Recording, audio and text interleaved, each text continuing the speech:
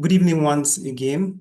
My name is Daniel Olushola, and I am representing the team of the ACC Africa for our very first or our inaugural Disputatio. So it's called Disputatio or Disputatio. It depends on how who you are hearing it from. Okay, Disputatio. I'm going to quickly run through what this term is as we start this evening.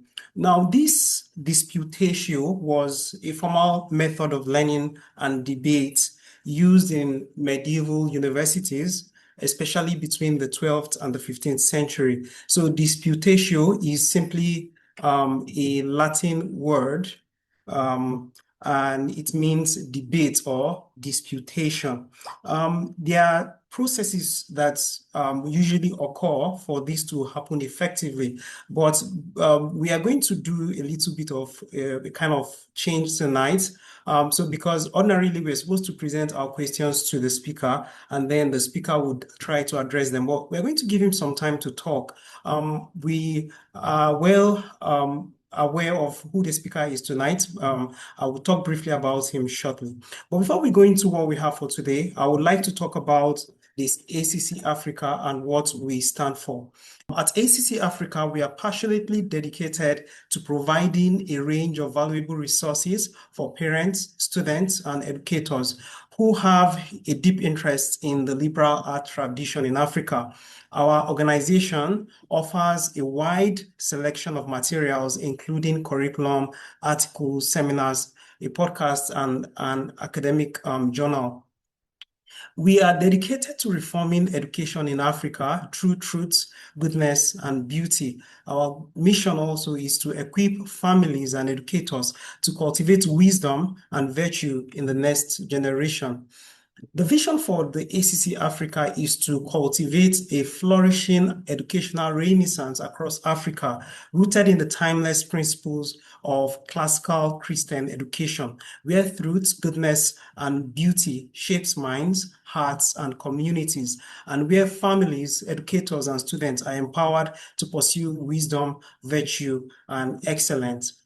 Tonight, we have a very special speaker. His name is Amos Tarfa. He has he was our last, I believe, webinar speaker, and there were a lot of you that were present at the last webinar that are currently here, and I'm sure you guys gained a lot from his speaking. Tonight, I'll give a brief bio of him. Amos Tarfa is a physicist, a mathematician, and educator with a passion for integrating faith, science, and ethics of technology.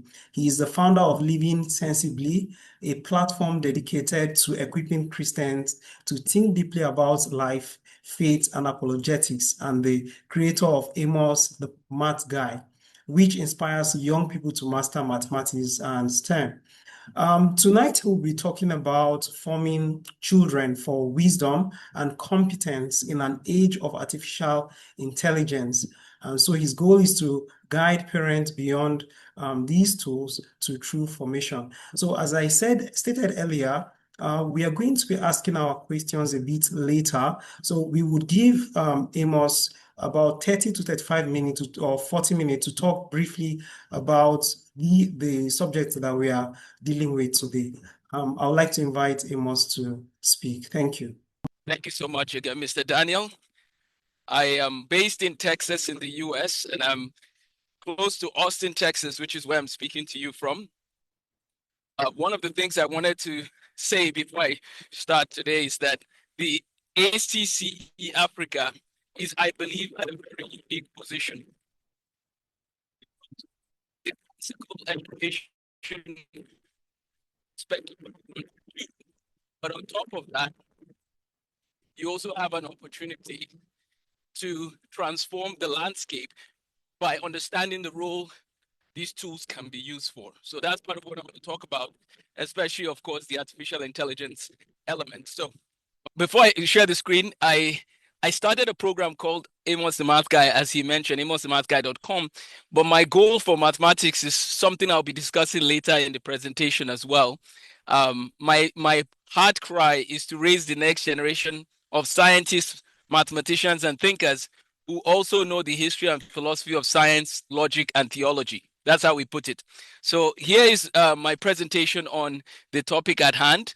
Please know that I am more than happy. I'm more than happy to discuss any of these topics in more detail.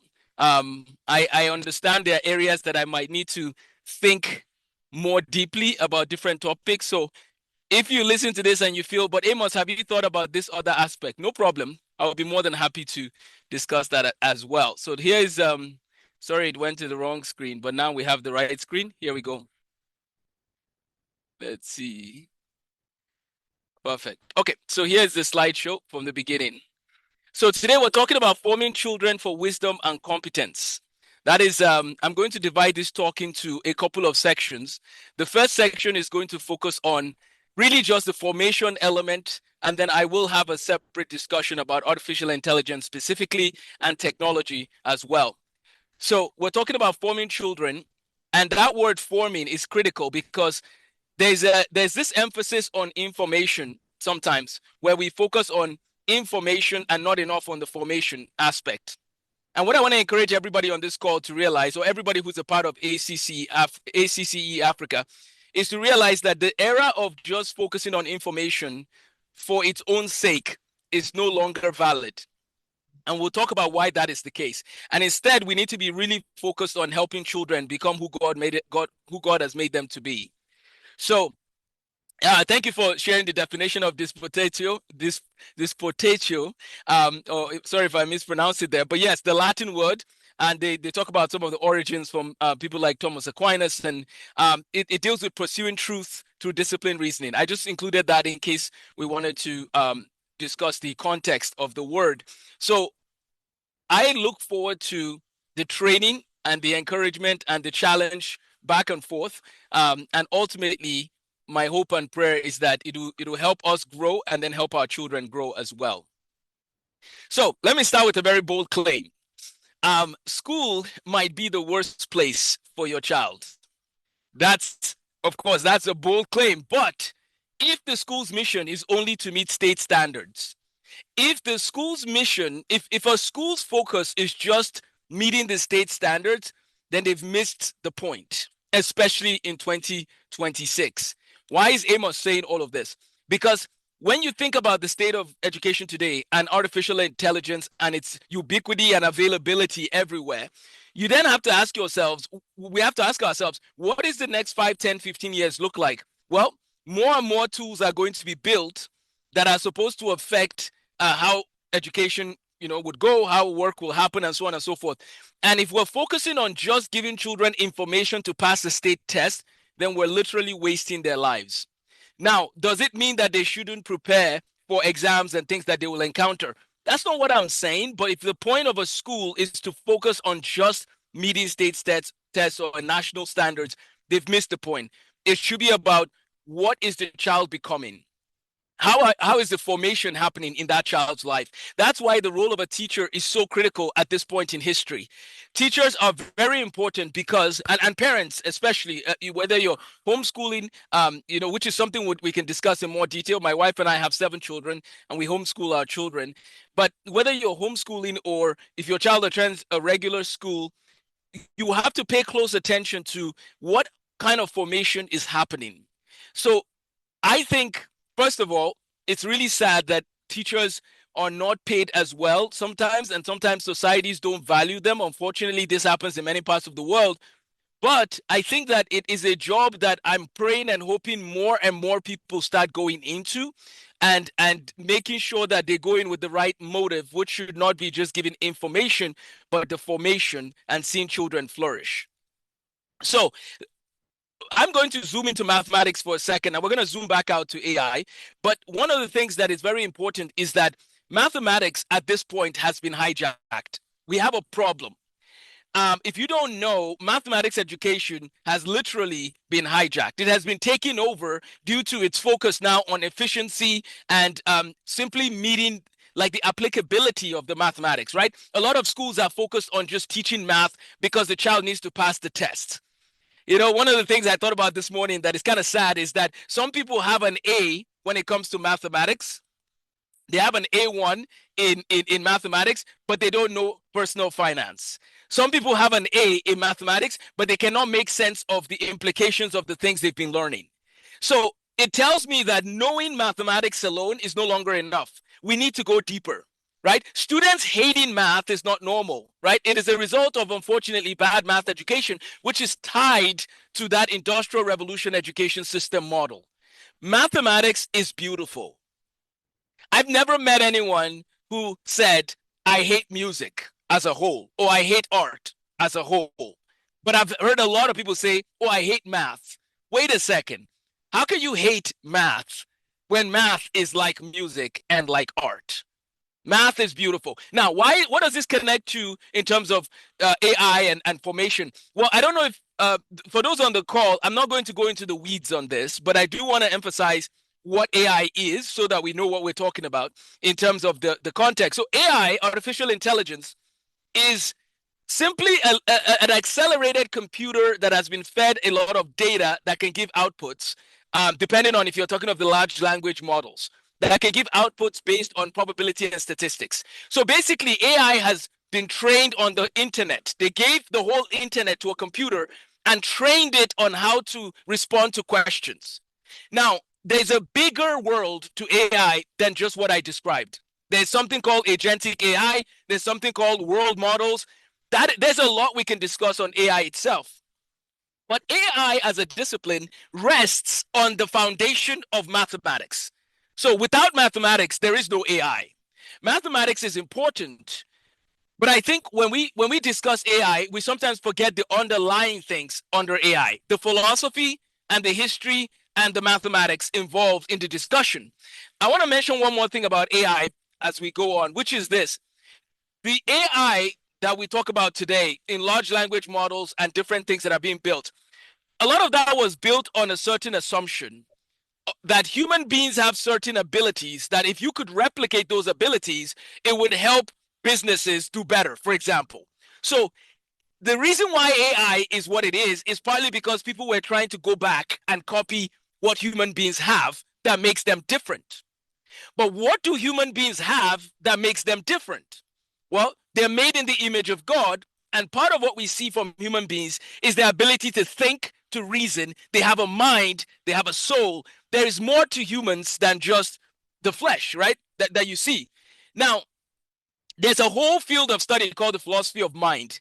There's a whole discussion about the mind-body problem. We're not going to all of that. Now, classical education tries to deal with those issues, and I love that. If your child's school does not teach philosophy or does not have any plans to teach philosophy in the next 2 years, you might want to reconsider what's going on there. Philosophy is going to be so important. It's so critical. I can't emphasize it enough. I know this sounds strange coming from a physicist and scientist, but the philosophers have something we need to learn. And so AI was built on this foundation that humans are different and we want to copy certain elements of humans. Now, some of the people leading the AI movement themselves don't believe that humans were made in the image of God. That is part of my plea to us today, is that families, your children can have a say in the future of some of this technology we're discussing.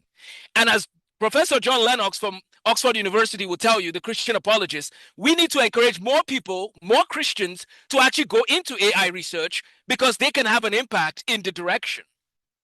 It's a technology that needs people to steer it in the right direction. And there's a lot of people that are talking about it that are not steering it in the right direction. So it is critical that we encourage our children to learn not for the sake of state tests, but for the fact that what they're learning is beautiful or good or true, depending on what it is we're talking about. So when it comes to mathematics, it has been hijacked, unfortunately, so that we don't see a lot of Gausses and Newtons and Eulers. Like we don't see a lot of students in our K-12 schools that can talk about these people with confidence. Carl Friedrich Gauss saved his money to buy Leonard Euler's book because he loved mathematics. He knew it was beautiful. Isaac Newton discovered the calculus. He co-invented the calculus before the age of 30, not because he had to meet the state standards, but because he was trying to understand the world that God had made. Leonard Euler went blind and kept producing mathematics, right? Now, here's the interesting thing. All three people are responsible for AI.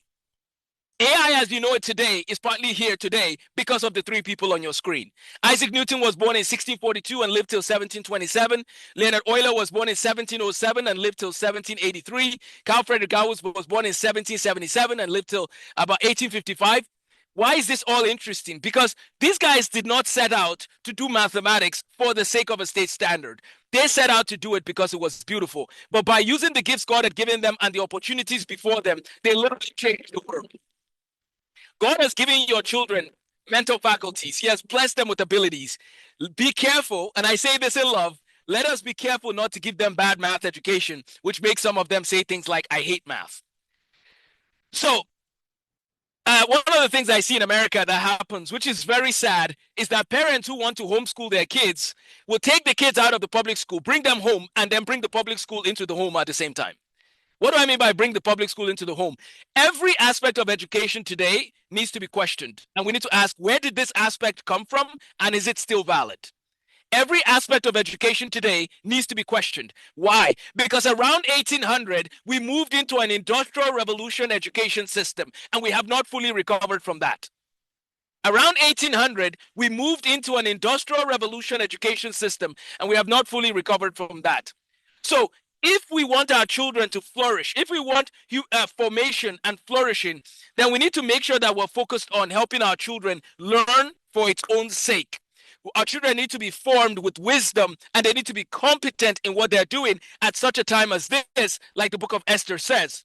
We need to help parents to see that these tools that are available should only be used as tools while we dive deeper to help our children become who they were made to be. I want to give a few more remarks about mathematics, and then I promise we'll zoom back out and stay with AI. But as I said, the foundation of AI is mathematics, and how mathematics is taught, unfortunately, is causing too many children not to go into advanced studies in mathematics and science, which could help them then have a say as they go into some of these AI domains, while having the philosophy backing that they need. This is my plea. If for those who, you know how they used to say this when I was growing up, if there's one thing that I want you to take before you leave here, this is my plea. Classical schools are our only hope in education today.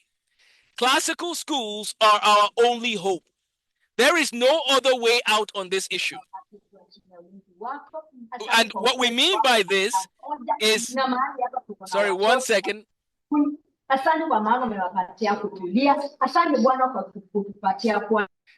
So classical schools are only hope. And what do I mean by this? When you think about classical education, one of the things that classical education is seeking to do is that it is seeking to inspire parents to realize that their child's education should not be hanging on just passing tests. There was a time where people were focused on test taking so that the child could go on to the next level and so on and so forth. Now, by the grace of God, I took the National Common Entrance when I was in Nigeria, and I was the best in the National Common Entrance in Victoria Island, Lagos Air Force Primary School, and probably one of the highest scores they had that year. And I thank God for, how it went. But the point I want to bring is this.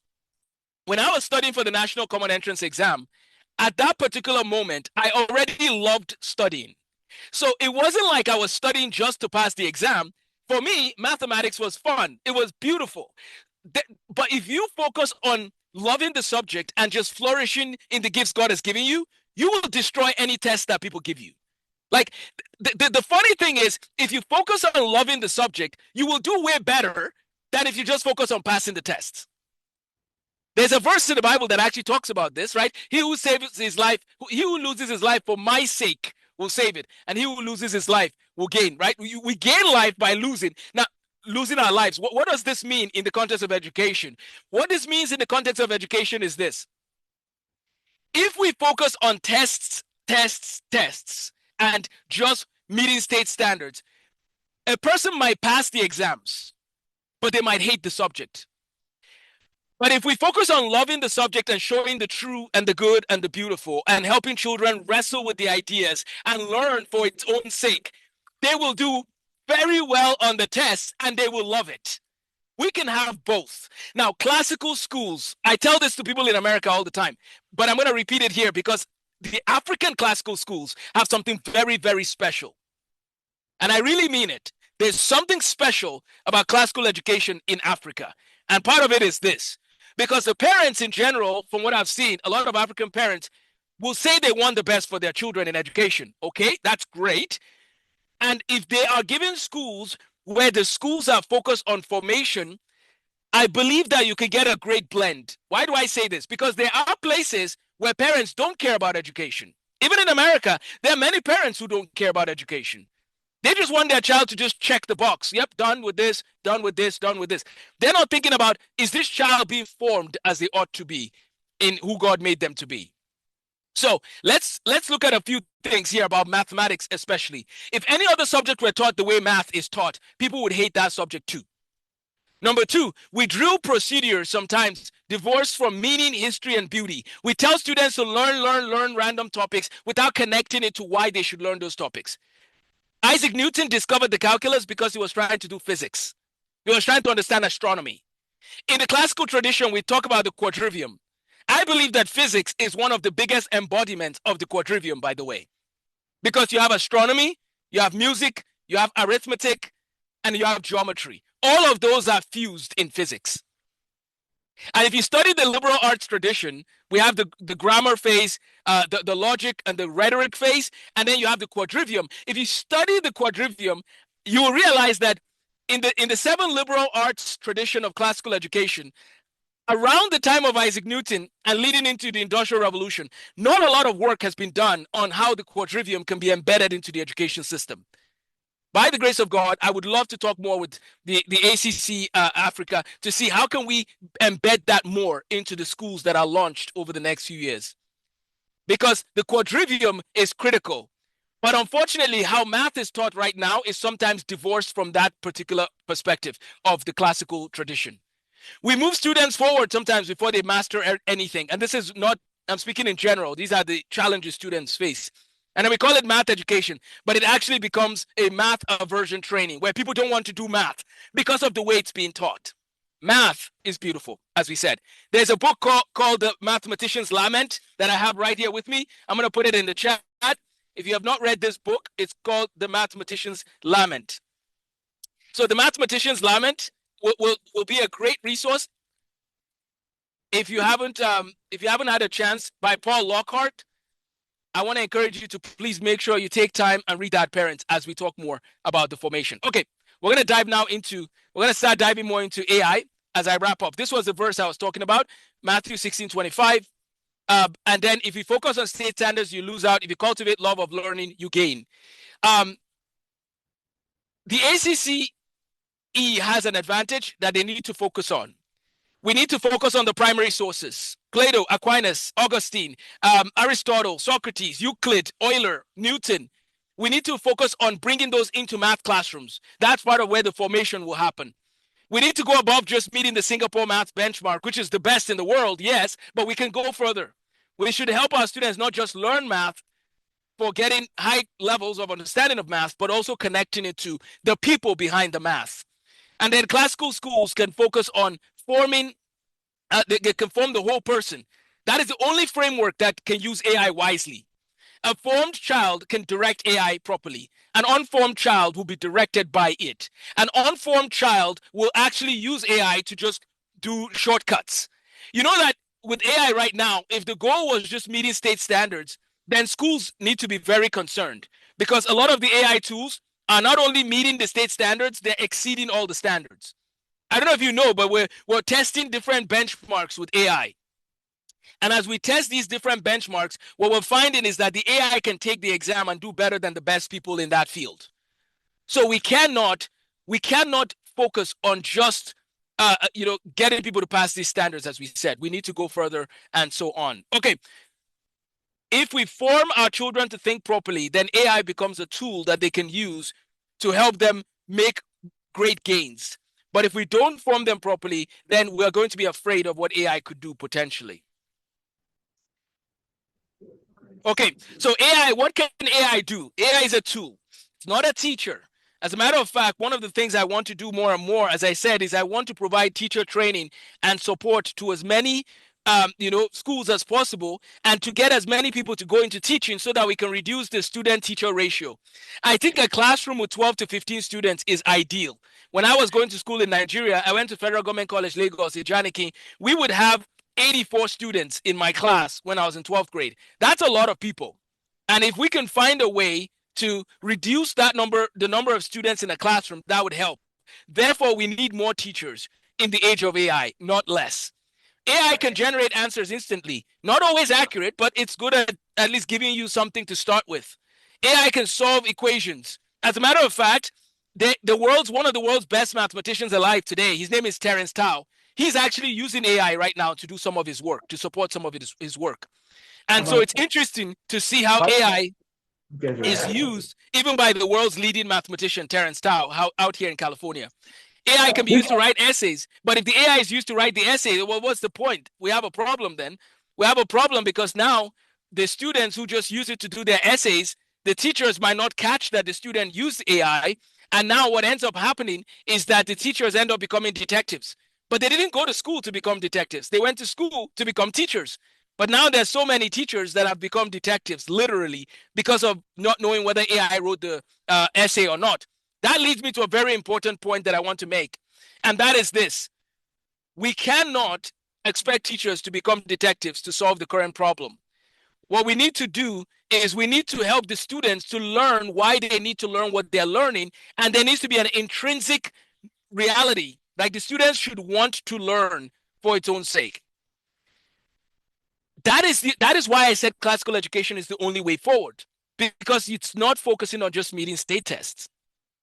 And the reason why this is critical is because now there are AI models that are being built. This is something in the works.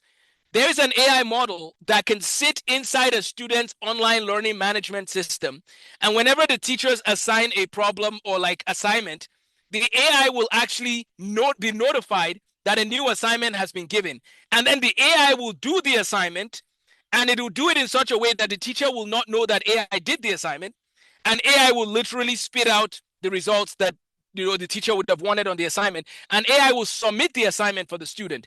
What that means is that a student can go to school from January to December and never show up to never do any of their homeworks because the AI can do it. That is where we are now. AI models, in many ways, can complete tasks for students without the student even know the assignment was given, because it is now embedded into their online portal. Why is this interesting? Because if a student is going to school just to pass a test, some of them might look at this and say, well, I have a tool that can do all those things for me. Let me just carry on with my life. But if they go to school because of the formation that should be happening, then they will apply themselves to excellence, to learning. And then they can use AI as a tool to help them make more progress and not hold them back. Let me give you one more example. One more example is this.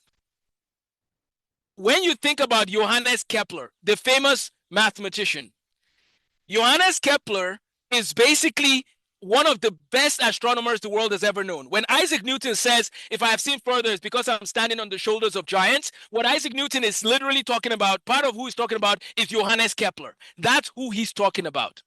And so the point is this, that same Kepler, when the calculating machine was made around the early 1600s, one of the calculating machines before Blaise Pascal made his calculating machine, Johannes Kepler used that calculating machine, and it helped him to do work faster so that he could continue studying astronomy much more effectively and efficiently. He didn't use the calculating machine to hold him back. He used the calculating machine to help him make more progress. AI is like a calculating machine. The difference is that it is the sharpest calculating machine we've ever made. The question is, how will it be used? Will it be used for good, or will it be used for bad? We have to make that decision. So AI can do a lot of things, like produce plausible sounding text, pass any exam, as I said, solve calculus better than the best mathematicians. But AI cannot love your child. AI cannot model virtue or wisdom. AI cannot build intellectual resilience. It cannot give mathematics a soul. It cannot form a human being. It is a tool. But if you use the tool well, your children will get they will have opportunities to make greater advancements. For example, I grew up, as I said, in Lagos, and we didn't have running water. We used to go fetch water.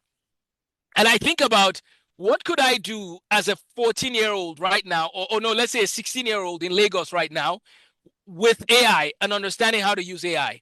I will be researching every single water pumping mechanism and how to build it with my friends. And we will literally build a system that will bring clean water into our house using AI research and collaboration with other people from around the world. My point is, just like Kepler used the calculating machine, we can use AI as a tool to make great advancements to help people. We have to be careful to recognize it's a tool, and we should be careful not to take, there's different stances that people have about this. But the reality is AI is embedded in a lot of things that people use every day right now. If you've ever used Facebook, I don't know if you know, but Meta is one of the world's seeking to be one of the world's leaders in AI. They literally just bought a company for $2 billion a few weeks ago to help with their AI mission. So if you're using different social platforms, they are all embedded on AI. Your cars now are going to be built with AI. Your cars are now going to run with AI. The Tesla cars that are running on AI computers, a lot of them. So I just want us to be aware that we need to make sure we understand, and I'll wrap up here in 1 minute. I know we're going to step out and then we'll log back in. So let me just wrap up with this, and then we'll pick it up when we come back. We need to understand that AI is a tool and it cannot do certain things. And the things that it cannot do, we need to increase the temperature and start doing a lot more of those things, while also recognizing that it's simply a tool. Okay, so there's a classical layer, a fluency layer, and a mastery layer. I just have a few more slides, and then we'll take questions, thoughts, comments, objections.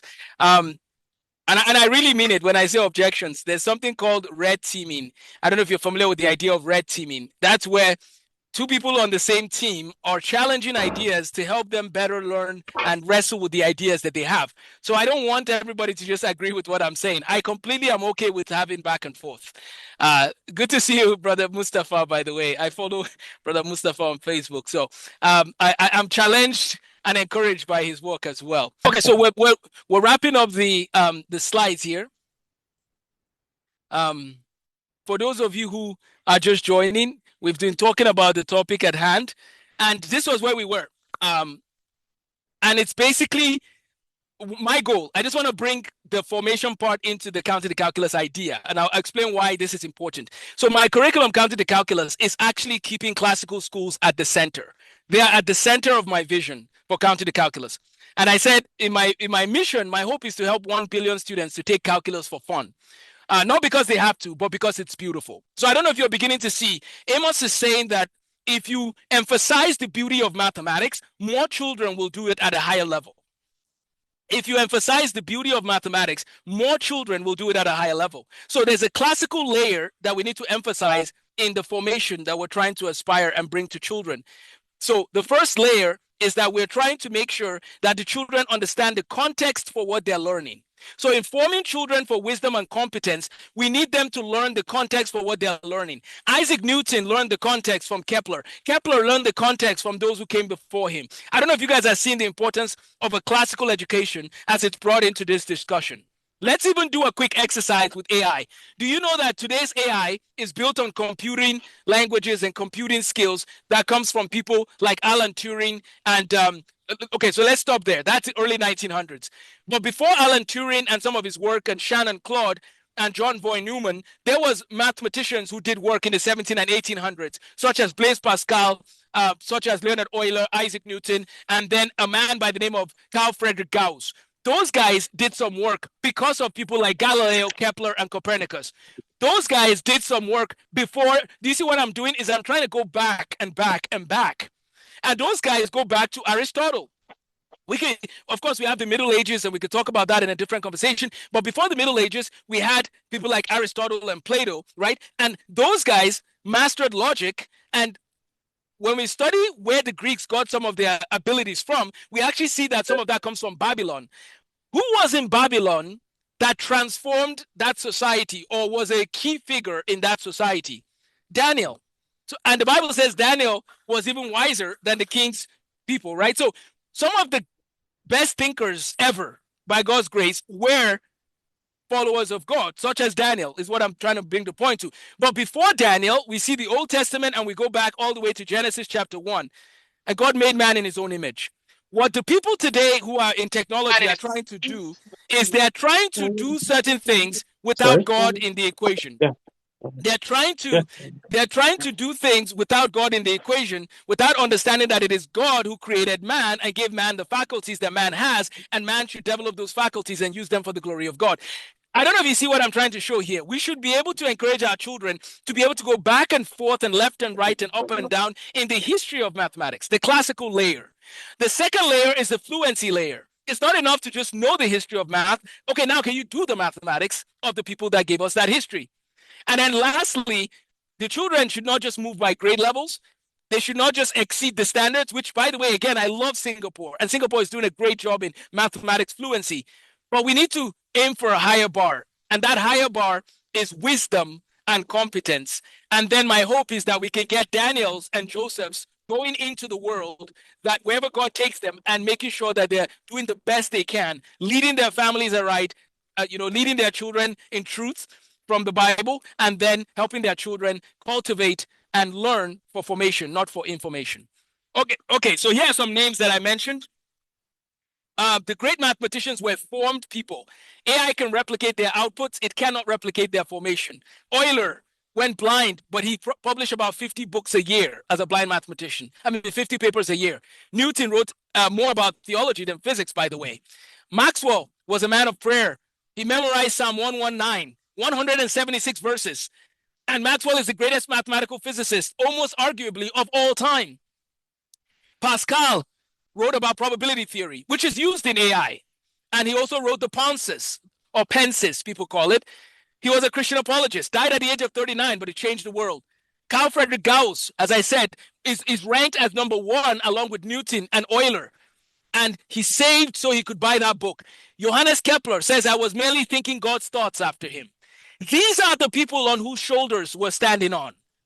How many of our students in the world today know the shoulders of the people they're standing on? Formation will come by teaching the history and philosophy of mathematics and science. So if your child's school does not teach logic or philosophy, and they don't have any plans to do it in the next year, 2 or 3, really, you need to be thinking of another option. So where do we go from here? When children love learning, they will shatter every record. Let our children read the primary documents. Let's protect the struggle. What that means is that there are times where our children need to struggle first before they use the AI tools. We don't want to just make everything easy for them. My solution for this is we need to double the standards on every education benchmark. Let the children struggle in a healthy way. If they're going to touch AI, we have to double the work they need to do. You can't be giving children the same math problems I had when I was growing up, and I didn't even have Google. And you're going to give them the same problem? Life is not fair. I mean, seriously, think about it. We're going to give children the same standard before I had Google, before we had Google. When I was a child, you go to the internet cafe and you go on Google and you type in something and you have to wait for like 10 minutes for the internet to come and give you the answer. Now a lot of children have Google and we're still asking them what is basic function notation. We have to raise the bar. That is our only hope. And that's why classical school is the key. So let's tell the stories. Let's exceed every standard. Let's guard the formation, tell the story, use AI as a tool, and then let's join the movement. Get as many children as possible to do calculus for fun and to transform the world in which God has placed them. Thank you so much, and God bless you. Thank you very much, Amos, for this wonderful session. If you have a question that you would want to ask, that you will want to ask Amos, please kindly share with us. I think you're free to unmute your mic and ask him your question. Or if you have an objection to all that he has said or a part of what he has said, please also unmute your mic and feel free to talk. We have about 20 to 25 minutes to do that. So the floor is now open for us to ask questions or object to anything he has said. Thank you.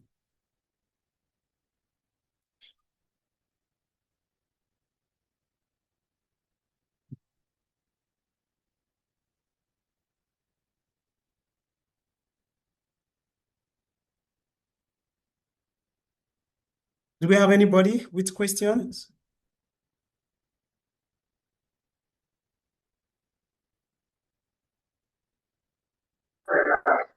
Okay. Can you hear me, sir? Yes, we can hear you, Bro Moses. Okay, it's like I have a question, although I was not consistent in the lecture, but I just want to, because for me, one of the difficult things is the tediousness of having to interact with the primary text or source but I must. I don't know. I'm not hearing you, Bro Moses. If you have if your network is not Do you have good, any help with regards to say Enomos material? can I you don't know say if you it understand what I'm again? saying. We didn't get the question well. Okay, I said, okay, let me type it. I'll type the All right, question. thank you. We have a question here. The question is from Brother Mustafa. He said, Brother Amos, what is the best way to teach a child mathematics? Thank you so much, Brother Mustafa. That question can be answered more in a longer video that I was actually just going to pull up the video now for him. Let me find it here. Okay, I'll put a link in the chat with a longer answer to this question. Please note, for those who know that were just meeting for the first time, please note that what Amos does most of the time is math education and issues with math education. That's what I love doing. And so therefore, it will be hard to answer that question in one short response. But what I've done is I've copied a link and I'm going to put it in the chat right now. I'm still going to answer the question, but I've copied a link and I'm going to put it in the chat right now. And what I want to do is that channel is where I put a lot of my work on math education. So that link is focused on using Singapore math to teach children early education. Let me make sure the link is good here. So you could check out that link and I'll give you more details. 1 second. Sorry, let's see. Okay, so perfect. So you guys should be able to see that link. That has a longer answer, but let me answer this question quickly. When it comes to mathematics, how to teach a child mathematics, here's the 2-minute version of that question. If you want to teach a child mathematics in 2026, find them a book, a comprehensive resource, one book that has all the answers, kind of like a Bible of mathematics, if that makes sense. I don't know if you guys see what I mean. Find one book, right? This is just an example. This is a book called The World of Isaac Newton. I was just showing it as an example. This was Isaac Newton at the end of his life. I went to his house in 2024, and I'm planning to go back again. So if anybody wants to meet me there, I would love to go to, we'll meet in London and go to Isaac Newton's house. I'm still waiting for British Airways to give me a free plane to borrow so I can just come and pick people and let's go. Imagine studying Isaac Newton's calculus in his house, in his garden. That's my prayer. So let's keep that in mind. Okay, so let me answer the question. How do you teach mathematics in this day and age? Here's the answer in 2 minutes. Find a book. Sorry, just went to, okay. Find a book, like a master copy of a book, and make that book the handbook that you use to guide the child from counting to calculus. By God's grace, we have that book. Okay, so we can give you that book. The content in our book is actually free because we use a lot of open source resources. And then I've also written some work on my own that I put together there. So I can give you that book. And here's what I want to encourage you to do. When you learn mathematics, it's never about the book. It's about the concept in question. It's about the concept in question.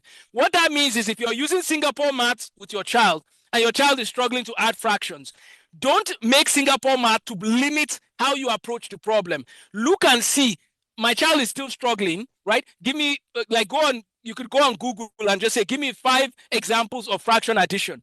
Now you start seeing different approaches to fraction addition. So number one, you need to have a solid curriculum from counting to calculus. The reason why I say this is that part of the problem of math education today is that math education exists. Let me just pause because I think for those at the back, they used to say, let me pause. Part of the problem of math education today is that math education exists.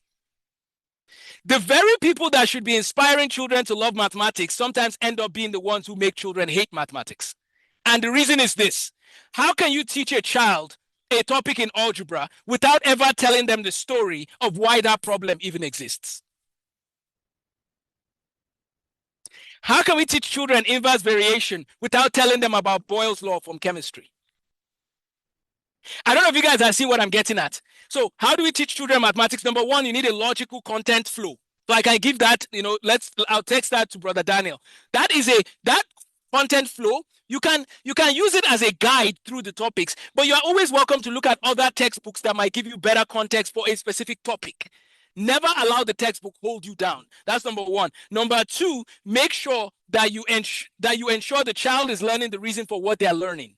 Number three, ensure that the child understands that the biggest battle in winning mathematics is mindset. It's not even ability yet, it's mindset. When I know I can wrestle this problem and win, it helps. I'm gonna win. When I do math problems, sometimes I say, I'm gonna win. We're gonna win. We're not gonna lose on this problem.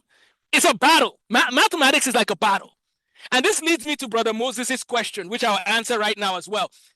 When we recognize that mathematics problems were not created in isolation, they came about due to a problem that needed to be solved, or they came about because of the beauty of the mathematician doing it. That's in pure mathematics especially. What we realize is when you have 5 students with a teacher sitting down with a primary text, let them study it together and wrestle together. The way you wrestle with the primary text, Brother Moses, is that it will involve collaboration and wrestling together. Our education system sometimes has made it so that, oh, don't look at my paper. Don't look here. I'm covering my work. I'm covering my work. That's not how it worked in the 1600s. People collaborated more. And now everybody's, no, don't look at my work. So collaboration is how you wrestle with ideas. And let me just say one last thing about how to teach mathematics. I don't know if you guys know this story where you put an insect in a bottle, and if you remove the cap of the bottle, that insect that was trying to jump will not jump out of the bottle because it has been limited in its ability. It has been limited to think that's what it can accomplish. A few weeks ago, I took the Nigerian math curriculum from primary 1 to SS3, the whole thing. I took the whole Nigerian math curriculum and I wrote it into one document. And here's the point I was trying to show. Everything we teach in Nigerian math, which is actually Singapore math as well, Singapore math and Nigerian math are similar. Do you know that you can complete every single topic in less than 3 years? Every single topic we teach from primary 1 to SS3 for a mind that is ready to learn can learn it in 3 years. Why are we doing it in 12? Why are we learning math in 12 years? Like, we're wasting time. And so the problem with math education is that children only give us so much of their energy, and then we make them learn fractions for 4 years. Guys, Amos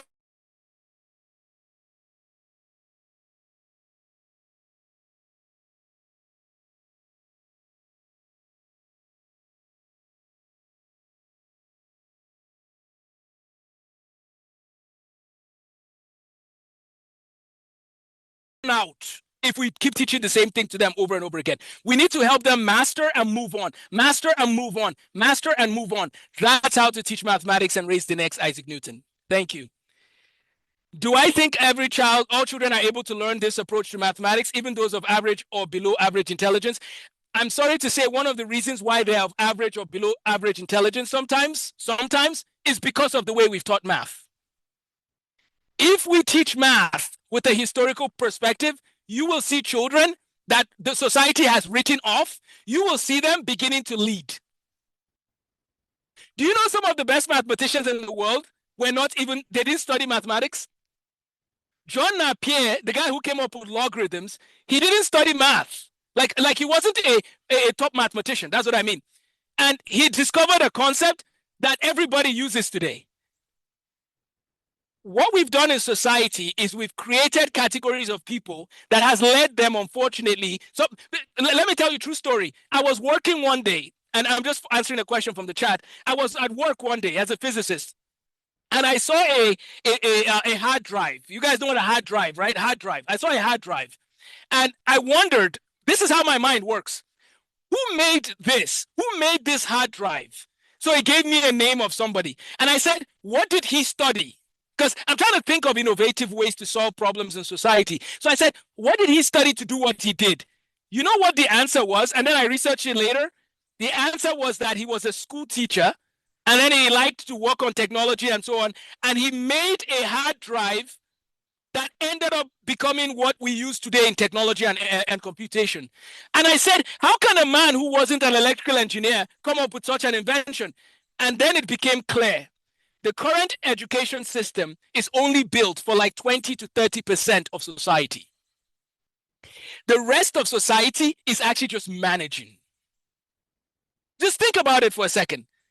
We've built an education system today that makes people think they're not good because the way we teach hinders how they should learn. So then it becomes, how can we train more people to become innovators and problem solvers? The way you do that is you take a child and help them to max out on their talent and ability, and then bring in the mathematics to meet them based on the ability, on the thing they love doing. If I want to teach you how to graph, I don't have to use the same example for Johnny as I use for Cynthia. Cynthia might want to learn how the rate of change of making bread or flying an airplane works. Johnny might want to understand how football works in mathematical language. We can always bring math into sports. We can bring math into baking, into airplanes, whatever the people are doing. We have to bring it to them. So Singapore Math does the mastery method as in the comment section. That is what our school uses. Can we supplement that with stories of the people you mentioned? At this point, until some of our books are released, and again, I say this with love and gentleness, don't take this the wrong way for those who are just meeting me for the first time. I use Singapore Math, but I'm actually writing a book to make it so I don't need to use Singapore Math. So it's going to have all the elements of Singapore Math, but it's going to be a higher standard than Singapore Math. So I say that to say, until some of these resources that we're trying to write we're working on, I believe today Singapore Math is one of the best, period. But the problem is it doesn't teach the history and philosophy of mathematics and science. So yes, embed books like the one I showed. I'm going to list a few books in the comment section. The Mathematician's Apology. Please let your students read this book. The Mathematician's Apology, and then by G.H. Hardy. These are the kind of books that will help in the quest while you're using Singapore Math. And then Journey Through Genius. These are books that I've provided to the group before, and I can do that again if you want to read them. This is the way you can supplement. Okay, so then let me go to the next question already. He says, what age or class level would you suggest to begin to allow children to start using AI to solve problems? If a child does not know their times tables, if a child does not know how to divide, if a child does not know arithmetic. So basically, primary school children don't need AI as it would be for secondary school. So what I'm saying is avoid AI for people that don't have a math foundation. Like before the children are using AI I mean, I guess you could use AI to make a worksheet for them. But what I mean is the parents are the ones controlling that. But please do not allow primary school children to use AI and start short-circuiting the things they should learn. Until a child can do algebra with fluency, ideally, I'll be honest with you, until they get to calculus, preferably. But if we can't wait till calculus, then at least they should master algebra. When people start using AI, it will start doing some of the thinking for them, and that will actually undercut their math ability. Because AI is like renting a human brain. You remember those days where your classmate was the best in maths? Everybody wanted to sit down with them during homework time. Okay, with AI now, it can do almost all the problems that you give it because it has been trained on a lot of problems. The problem is if AI does the problem for you, how will you learn to think for yourself? And my people, can you imagine? We're not just talking about AI, but humanoid robots are coming. So we're going to be lazy intellectually if we allow AI to do our work, but we're also going to be lazy physically if we allow the robots to do our work. So then that becomes the question, what is the purpose anymore, right? What do I do with my life? That's where the gospel comes in. That's where we have to embed formation, because there's more to my life than just taking exams. Okay, so to explain my question, so somebody said, to explain my question, certain basics, knowledge about the world, child's formation probably need to have taken place before they're introduced to take AI as a tool. Rather than have AI form them or lose their premature problem-solving ability to AI, what do you think would be those needed minimum basics for child's development? Then, as I said, I believe it's let them learn algebra, let them learn to do hard things. I'm going to make a shirt one of these days called, what hard thing are you going to do today? Because that's where things are coming down to. Our children need to be formed to learn that it's okay for things to be hard and to wrestle. Thank you so much. Let me stop there. I've answered the questions in the chat. If there's any other questions, I'll be happy to answer. Thank you, brother. Very interesting answers. I have a question to ask you. What about parents that insist on having their children not interact with AI at all? Do you think that's a good idea? So what I mean is, even for those that have been exposed to mathematics from a very from the basics, up to their high school, and parents are still insisting that no, AI is not for you, even at this time. Do you think it would affect them in future, or if they continue on the path of just, mastering mathematics as they have been doing over the years, they will still catch up with those that are already interacting with AI? Let me answer that question. I put my email in the chat also for those who want to email later. Let me answer that question by saying this. The man who you guys are familiar with, Elon Musk and Tesla, right? So I actually live next I don't live next door to him, but he lives here in this city next to us in Austin. So Elon Musk, he's known for Tesla. He's the world's richest man. By the way, classical education people, do you know who the richest man in the last 4,000 years is, or 3,000 years? It's actually Augustus Caesar. He's richer than Elon Musk. He's one of the only people richer than Elon Musk still. And so when Jesus was on earth, that was the Caesar. Can you believe it? The richest man to ever live actually lived at the same time as Jesus. So that just gives you some context as you're reading your Bible. Do you see why classical education is interesting? Is that you are connecting dots that nobody would have connected, right? Because you're studying history and philosophy and theology all at the same time. So now let me answer your question, brother Daniel. I think that the man who created the Tesla AI, one of the people that made the Tesla AI, everybody, are you ready for this? He's a leading computer scientist in the world. He took a break or something like that for I don't know if it was a few weeks or something, like he just said, here was his comment he just made recently. He said, I feel like I'm falling behind in AI. The man who made the AI systems for Tesla is saying, I think I'm falling behind because I'm not keeping up with the understanding of the models being built. So to answer parents, I say this in love. I understand where you're coming from. You guys, I'm a strange fellow because yes, I'm a physicist, but I care deeply about human formation and I care deeply about children using their potential to the max. But I'm also very realistic about what I'm seeing in the world of science and mathematics today. There are certain companies today that will not hire you if you don't know how to use AI. That is their first filter. They won't even hire you. That number of companies is actually growing because AI is like a computer and somebody shows up and says, I know how to do logic, I have a typewriter, I have everything. They say, we don't want. We need people that can use the tool. But even the people who are the best, who created some of the tools, they themselves are already falling behind. That tells you that AI is a dangerous double-edged sword. You need to learn things by hand, but you also need to make sure that you know how to use AI to meet the needs of the world you are going into. You have to do both. And there's no way around it. As I said, some of these people are very kind. Like these are people that I respect, but some of them said, if you don't know how to use AI, you're actually going to cause us problems because you don't know how to use the computer tools to solve problems we're trying to solve. So to answer the question, Brother Daniel, there is wisdom that needs to be applied to this. And I'm also quoting from Professor John Lennox. Please check out his book called 2084, because he talks about the fact that Christians need to actually go into AI and begin to make things right. AI can be steered in any direction. You guys know that, right? Let me tell you a true story. I'm sure you're familiar with what's happening in the Middle East. Before that started, there was an AI company that was told they needed to give the federal government their AI tool. And the company said that they had limits to what they would allow. It's called Anthropic. I'm just going to switch screens here. Give me 1 second.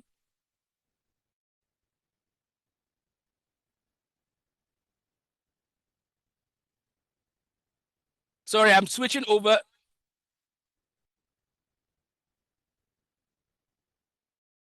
That so there was an AI company that told the federal government they will not use. They didn't want the federal government or the military of defense. How many people know what I'm talking about? Can you put it in the chat? Sorry, let me stop one video here. They said they will not allow the federal government to use. They didn't want the Department of War to use the AI model that they had. And so what happened was they have the AI tool. but they wanted to be careful how it was used. My people, the question about AI and how it will affect society is already here. The military officers that are doing work right now in the Middle East all have to be AI competent, because AI is now embedded in every job and will be embedded in every job if you're going to live in the Western part of the world. Now, in Africa, we haven't adopted AI as much, but if your child plans to go anywhere in America or England and so on, it is expected that they understand what the AI models are, how they work, etc. So that would be my advice: is learn how to use the tool, but be wise also by reading. We need to read hard books. Like, do you see what I'm saying?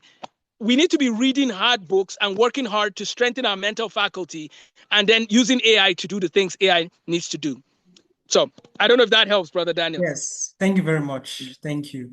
In closing, if we don't have any question from those on the those listening, I would like you to share briefly about your curriculum and also to talk about the online platform that you have been able to create to help parents across the world to gain access to the best of mathematics education. Please, if you can share, please go ahead.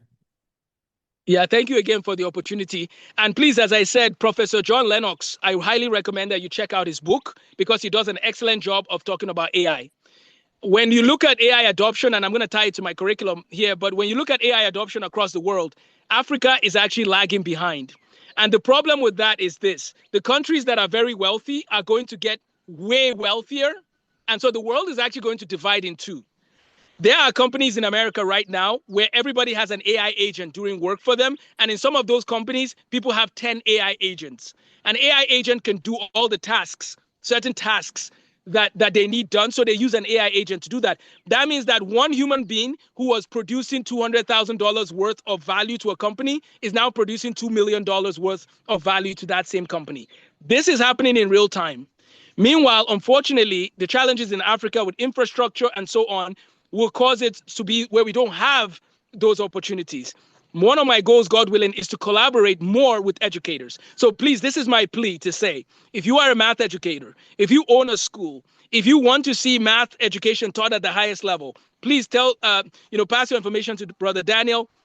He has my email. I would love to talk more, because I believe in part of my mission, I need to collaborate with as many classical educators as possible, because you are trained to think outside of limits of just learning subjects in silos. You're trained to think of a holistic approach. That is what Counting to Calculus is trying to do. So I've written a program called Counting to Calculus, and it is actually three things. It's not just one thing, it's three things. So let me just list what they are. Counting to Calculus is a standard, meaning that a country can adopt Counting to Calculus as their math curriculum framework. As we speak, by God's grace, I'm trying to get parts of America to adopt Counting to Calculus. It becomes the standards, just like you have the Federal Ministry of Nigeria has the standards for mathematics. I want Counting to Calculus to be the standard. What is the standard I'm calling people to? Every child should learn calculus, period. No negotiation. Every child. Why, Amos? Because what is the point of algebra that we teach in our schools right now? It's to connect it to calculus. But imagine that the teleos is lost. Many children are learning topics without knowing why. Amos is saying that needs to end. So that's the standard. Counting to Calculus is a standard. Number two, Counting to Calculus is a curriculum. So you can write a standard, but not write the curriculum, right? So we've written the standard, and now we have the curriculum. The curriculum is an online platform that I want to connect with tutors. So I don't just want students to have an online platform and do math. I want them to talk to people. I want to build relationships with like different companies and so on, where we are working to support families. And please, if you're a parent on this call and you say, Amos, I wasn't good at calculus, I wasn't good at math, that's okay, parents. We actually have parent workshops free of charge where you can come and learn math. Parents, all I want to encourage you to do is this. Don't tell your children that they don't have a math brain. Don't tell your children that they can't accomplish a lot. Please don't do that. Some people are late bloomers. The smartest man in the world, I would argue today, is a man by the name of Dr. Thomas Sowell. I'm going to put it in the chat. Dr. Thomas Sowell. Dr. Thomas Sowell is probably the smartest man alive today. He's an economist, and he has written over 40 books. Dr. Thomas Sowell was 40 years old when he got his PhD. He was 40 years old when he got his PhD. But look what he did with his life. He's published 40 books and he's still doing interviews today at the age of 95. My point is this, parents. Maybe your child failed maths last year. There's hope. There's hope. Introduce them to Isaac Newton. Introduce them to Dr. John Lennox. Dr. John Lennox is a mathematician, by the way. Introduce them to mathematicians. There's hope for your child. Don't allow what the system has said. Step back and tell your child, we're going to try something different. If your child doesn't love math, in Amos's eyes, there's a problem. I'm not saying is your child good at math. I'm saying, does your child love it? I'm not saying your child thinks it's okay. No, does your child love it? Math is like music and art, and it should be loved. By the way, classical education, this is part of the Counting the Calculus. We teach the history of Leonhard Euler. And do you know that Leonhard Euler was doing math at the same time as Handel, like Handel's Messiah? Isn't that crazy? The greatest classical musicians lived at the time of the greatest mathematicians. That makes you ponder, what changed in Industrial Revolution education system?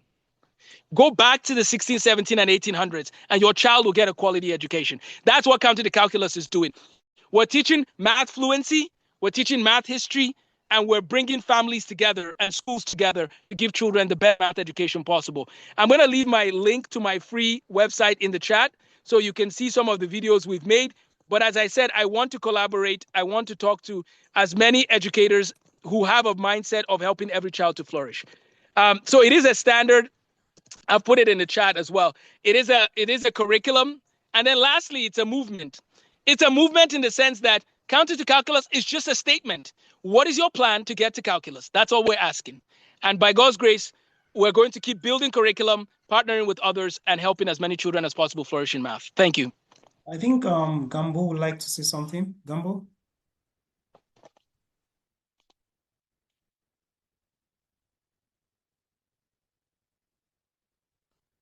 Hello?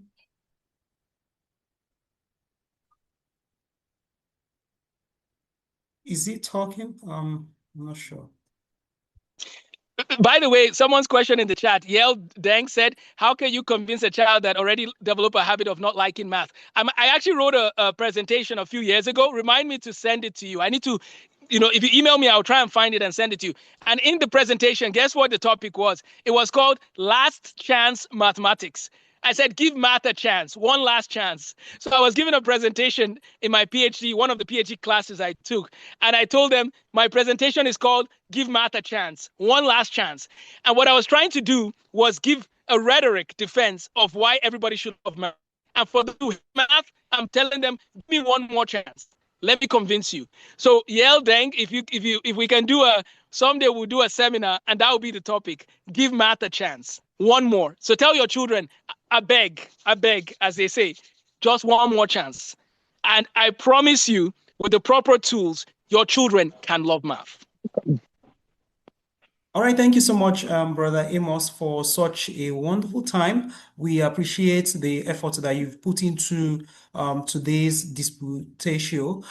We hope that you can come sometime in the future to speak more on other subjects that are closely tied to mathematics or mathematics itself. For everybody that has joined us this evening, we appreciate the time and the effort and the commitment that you've been making for the past over 1 year and a half in supporting the Association of Classical Christian Educators. We thank you, and it's time to say goodbye. We wish you the very best. We have our book reading club, I think the second week of next month. No, actually on the 20th of this month.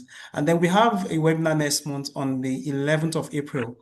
So we're going to share more details in the WhatsApp group. If you've not joined the WhatsApp group, you can just make a request to be added to the group. And it's on this note that I will say good night. Have a wonderful day. God bless you. Have a blessed night. God bless.